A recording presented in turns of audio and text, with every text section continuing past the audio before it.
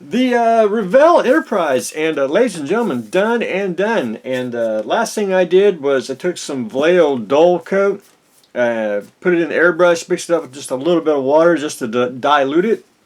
Airbrushed the model with it, and just a light coat on it, basically just to tone down the shininess of the future.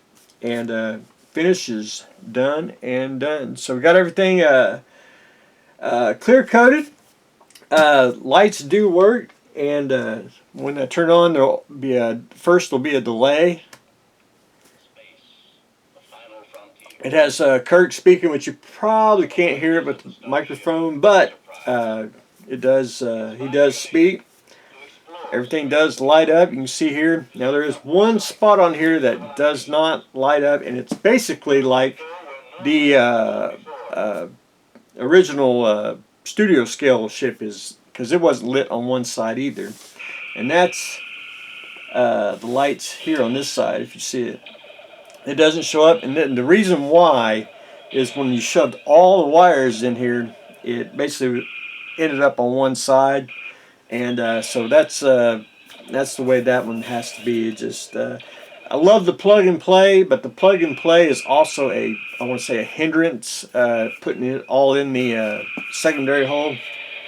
If you could put your own lights in, you could easily have less wires and everything else. But anyway, really a great kit. I compared this to the AMT one for the simplicity of it, and just so much you can do to it, making other ships, making the single engine destroyers, making, dreadnoughts or whatever you'd like to make. But anyway, really a great kit. So, everything does work.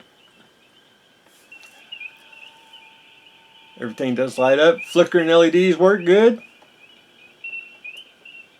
So we are good to go on that. So I'm going to get this off the workbench, and I'm going to have to spend a couple days wrapping it up and get it in the box, and then it will go to its rightful owner.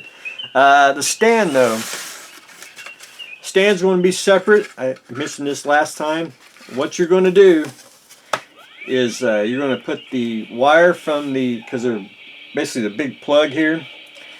I drilled you out a hole in the top. You're going to shove the wire through the hole, out the bottom, shove it through the main base, and then you'll be able to put the base together. And you can do this laying on the table, so you won't have to, try to fight it. And then I would get you a little bit of super glue, or even model glue, and just let that, super glue is what I'd really use. Super glue that to that, let that dry, and then you'll be able to put it on the base. And that's the only way I know how to do it and how to get it there safely. So, excuse me, the base, very simple, and it's that'll be separate inside the box. But anyway, that is where I am on the Enterprise. Enterprise about to go off on its maiden voyage.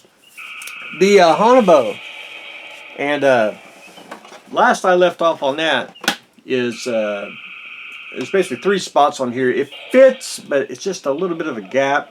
Not really a gap. I'd say it kind of wants to, you really need to sand it down. But if you look real closely, there's a lot of detail on here that you don't want to sand off, because you're at a limit. You can't really putty it, you can't sand it, so what do?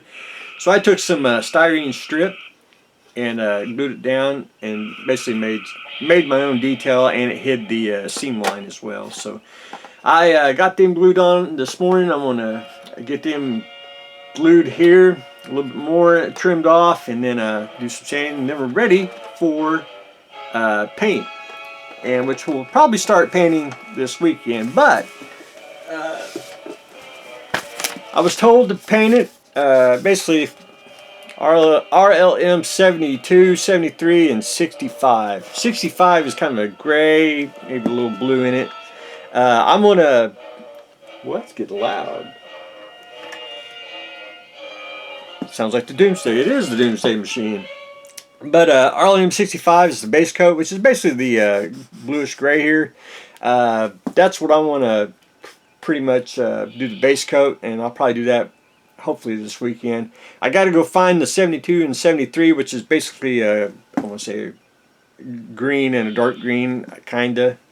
I don't know my German colors too well, but that's pretty much it. Anyway, if I can't find them, I'll have to go look for them. If I have to go look for them, then if I can't find them, I'll try to mix it, and we'll get as close as we can. But anyway, that's where I am on the Haunebu. So, Haunebu is getting its detail and getting ready for paint. Enterprise, looking good. Going to be on its way to its owner.